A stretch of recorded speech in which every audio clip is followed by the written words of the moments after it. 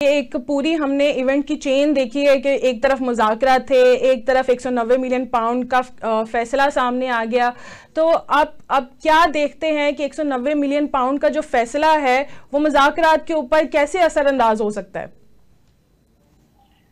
लेकिन मेरा नहीं ख्याल कि कोई ये मुकदमा जो है ये इसका कोई ताल्लुक होगा मुज़ाकरात के साथ। कोर्ट ने सजा दी है, सजा के खिलाफ अपील का हक है इमरान खान साहब को और बुशरा बीबी को।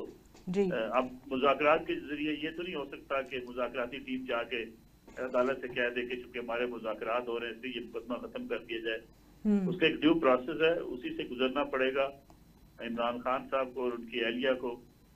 दूसरी रही बात मुज़ाकरात की, मुज़ाकरात में भी मेरे ख्याल में हुकूमत एक चीज वाज़ेह कर चुकी है और कानूनी तौर पे भी ये बात दुरुस्त है कि 9 मई के हवाले से जब चालान सबमिट हो चुके हैं, फर्द जुर्म आयद की जा चुकी है, उसके बाद जुडिशल कमीशन तो नहीं बनाया जा सकता।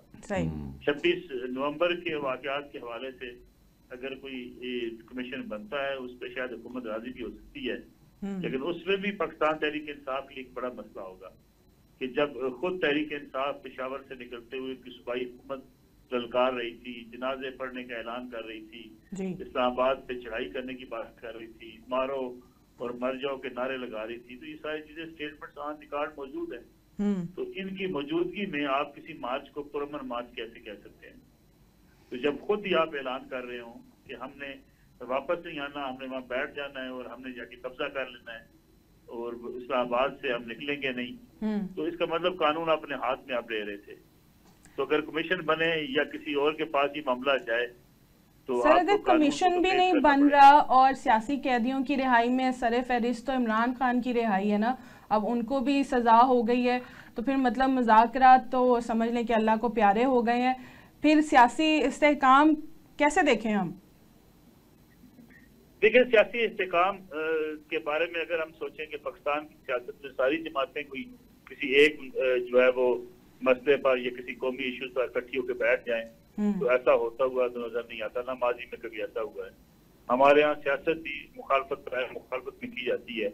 अगर सियासत मुखालफत पर मुखालफत खत्म कर दी जाए तो बहुत सी सियासी जमातें उनका वजूद ही बाकी न रहे। तो इसलिए ये तो मुमकिन नहीं होगा कि मुझे लगता है कि मुकम्मल तौर पे जो सियासी हमआहंगी पैदा हो जाए और हम ये सुने कि जनाब आज पार्लियामेंट के अंदर तमाम सियासी जमातों ने अवामी मसाइल पर यकसू होने का ऐलान किया है, मुल्क की बेहतरी के लिए, मैशत के लिए कोई मिसाक मैशत कर लिया है, या जमहूरियत की बहाली के लिए या जमहूरियत की बालादस्ती के लिए तमाम सियासी जमातें मुत्तफिक हो गई हैं। यहाँ तो ये है कि एक शख्स समझता है कि वो जिसको अभी एस्टेब्लिशमेंट सपोर्ट कर रही है उसको छोड़ के मुझे सपोर्ट करना शुरू कर दे। तो एस्टेब्लिशमेंट उन्हें अपनी मर्जी की चाहिए, अदलिया उनको अपनी मर्जी की चाहिए। बिल्कुल। इन हालात में हर कोई एक दूसरे को जो है मोटे इल्जाम फैलाता है, लेकिन चाहता हर कोई ये है कि ये सारे जो फैसिलिटेशन आज की हुकूमत को है ये मेरे साथ होनी चाहिए, और माजी में ऐसा ही होता रहा है। अच्छा मलिक साहब, आप खान साहब की बात कर रहे थे तो ट्रंप ने भी हलफ उठा लिया है, तो खान साहब के लिए कोई संदेशा आया नहीं है? कोई आपके क्या कोई खुफिया जराए क्या बताते हैं?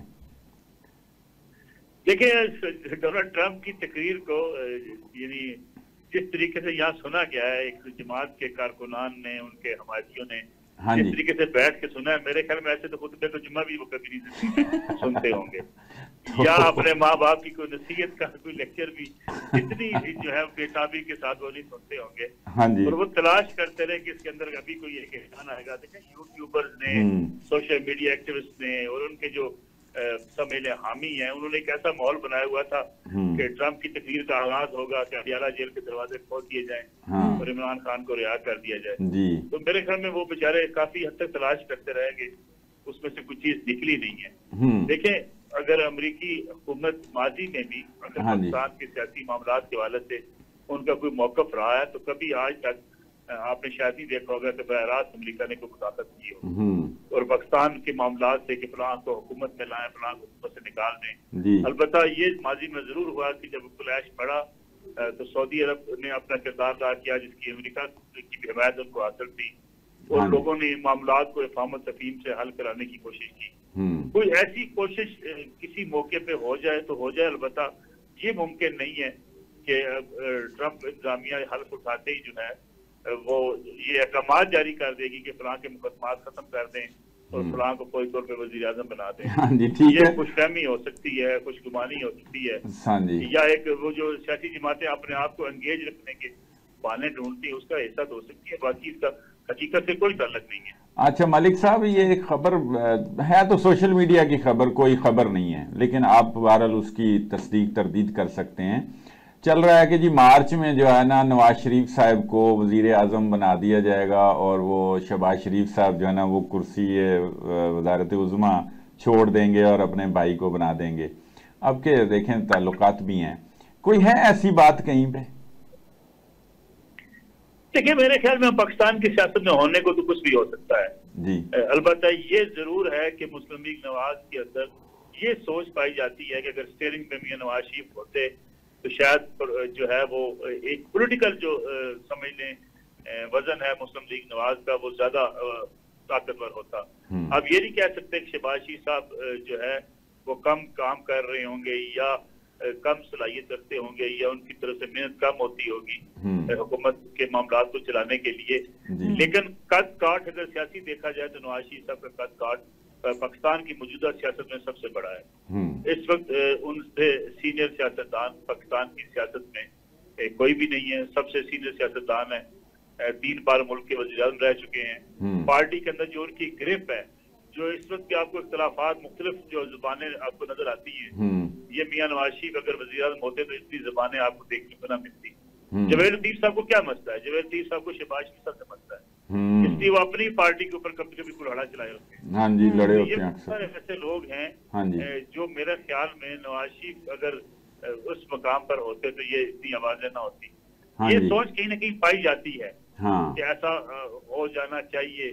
अब इसके लिए ये देखना है कि क्या मियां नवाज शरीफ या ये समझेंगे कि एक सूबे में उनकी बेटी वज़ीर आला हो, वो खुद वज़ीर आज़म हो, तो मामलात ऐसे चल सकते हैं। फिर एस्टेब्लिशमेंट के साथ उनके मामलात जो है वो किस हद तक इन दोनों हुकूमतों की मौजूदगी में चल सकेंगे।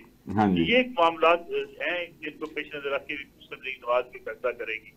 फिर मियां नवाज शरीफ की सेहत क्या इस बात की इजाजत देती है कि वो हुकूमत जो आज एक बड़ा चैलेंज है, मीशत की बहाली बड़ा चैलेंज है, आपकी खारजा पॉलिसी एक बड़ा चैलेंज है, मुल्क के अंदर जो खास तौर पे महंगाई है, आपकी बिजली की जो कीमतें हैं, गैस की कीमतें हैं, और पूरा इंफ्रास्ट्रक्चर है, टैक्स रिफॉर्म्स हैं, गवर्नेंस का जो मॉडल है, इसमें आज शायद माजी की निस्बत बहुत ज्यादा काम करने की जरूरत है। अब वो इस बात पे राजी होते हैं या नहीं होते? पीपल्स पार्टी जो है उनकी सादी जमात क्या वो ये कबूल करती है कि नहीं करती? अगर जरदारी साहब चाहें तो मेरे ख्याल में नवाज शरीफ भी वज़ीर आज़म बन सकते हैं। अच्छा, ठीक है, बहुत शुक्रिया मलिक साहब आपका।